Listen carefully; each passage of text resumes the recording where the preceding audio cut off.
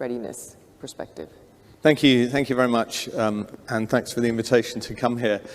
I'm going to try and give a little perspective from a coalition member and someone who's had a wee bit of experience working with coalition partners over the years. About 35 years ago, I swore my allegiance to the Queen, to the Crown, to my nation. And I went to Northern Ireland, and in many ways reflective of the challenges that Korea's got, I found myself in a divided country, but I was surrounded by fellow soldiers, fellow sailors, fellow airmen and women who were from the United Kingdom. And it was quite comfortable. And I spent a few years there, and it was challenging, but we knew the procedures, and in many ways it was easy. When I left there in 1994, after the Good Friday Agreement, I never dreamed for one moment that I would never again serve only with my fellow countrymen. Since then, in a career of over 30 years, I've served in a dozen alliances of different types, coalitions of different types. I've served under 7 US 4-star generals, including 4 M4s. So that's and one of them wasn't General Milley. So if you get bored, work out who the other 4 M4s were that I might have served under. 3 times I've served under the UN in many different machinations, on good days and bad days. And during that 30 plus years, I've had many great times. I've had glorious military success. I've had the ignominy of capture. I've seen defeat firsthand, and like many of you in the room, I've watched colleagues and friends die. And you start to realize just how bad is the bloody shame of defeat. And for those who've been in conflict in the last 20 years, we've suffered it. We can paint an optimistic picture. We can talk about the power of interoperability, how the mighty power of coalitions will prevail. But we know, anyone who's had experience in the last few years knows that there's a high cost to pay, and it is a high risk that we are engaged in every day. So what? In my experience, no 2 commands have ever been the same.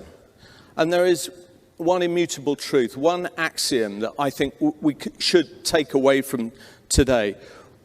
Wherever we fight, whatever the fight is, we will in some way, shape or form fight together.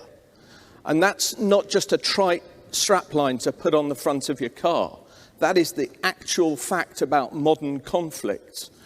And our political and military masters will decide the shape of the coalition, the shape of the alliance, the shape of the formation as we go into battle into the future.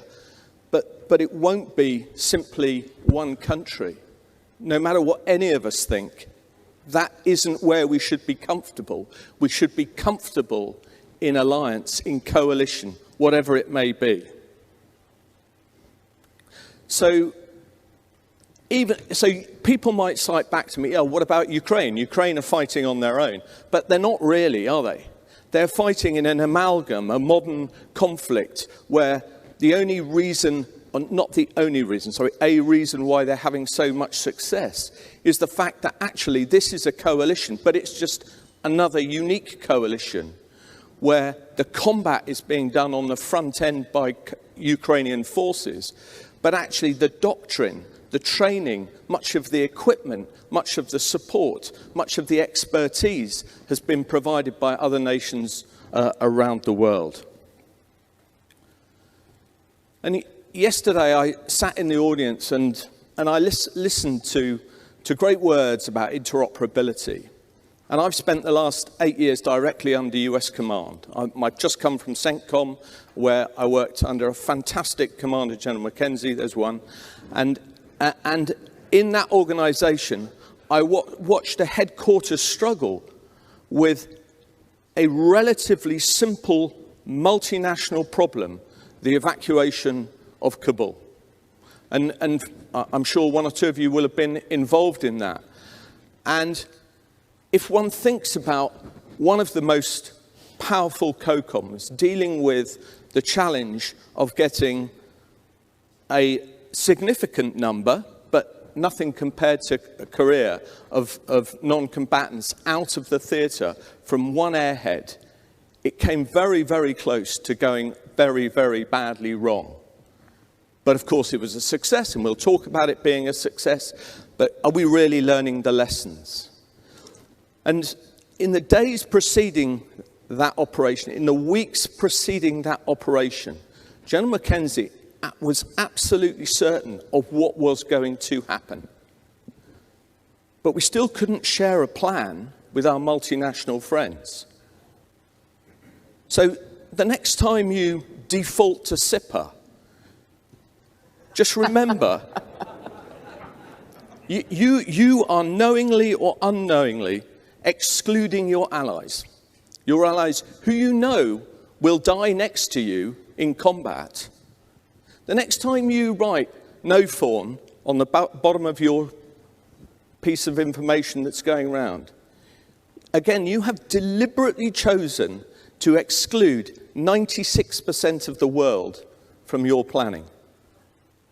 Now, I know that most of my American friends don't do that deliberately. They do that through habit, through human habit, rather than actually who they want to get the message to. But if you design a network, and I'm sure there are many of you in here, if you build a system, a capability that's not interoperable, when you choose it to be, with your partners, you've designed them out of the fight. You've designed your coalition, your partners, out of your fight. And you do that in peacetime when there are no bullets and bombs flying around. And I have this theory that, coalition interoperability at the top end, at the senior level, they want to deliver it.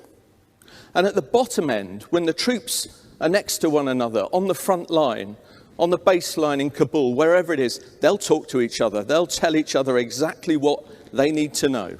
They'll share all the information that's vital. But somewhere between that high end and that low end, something goes wrong. And whoever it is, whoever isn't prepared to take risk, whatever the reason might be, it isn't as smooth as we'd want it to be. And my friend has talked about there's only one thing worse than fighting with allies, and that's fighting without them. And that's the option we've got. But if you go back to where I started, we will be fighting with allies. We can't tackle the complexities that have been talked about on our own. No matter how big the force, no matter how powerful the military, it has to be, nowadays, a coalition. Because the values of partnerships aren't just about military capability. We will only win if there's legitimacy. We know that. And actually, one nation finds it really difficult to generate the international legitimacy required for complex operations around the world. The burden sharing requirements. We can bring, as coalition partners, incredible assets to the fight. And it's not just technical, it's not just F-35s. It may be the local knowledge, it may be the culture that will allow us to assist where, as we know, mighty militaries have failed over the last 2 decades. And that multifaceted messaging, the legitimacy that coalitions provide, isn't something trite. It's war-winning capabilities that we need. The reason why Ukraine is doing so well at the moment is directly linked into the international legitimacy that has been formed in their struggle. And I sort of conclude by bringing one challenge to that. And for those who've studied international relations, you will know that there's a school of thought, structural realism, that says that power breeds unilateralism. And if you think about that, for the United States, certainly, the default for many people will be to move to unilateralism, directly the opposite of what we're talking about in deterring aggression through joint and coalition readiness. So if you think that, we are great at what we do, just think about some of the challenges that I've talked about, some of the issues that are preventing us reaching our full capacity in the challenging region that we're operating in and in the challenging times that we're facing. Thank you.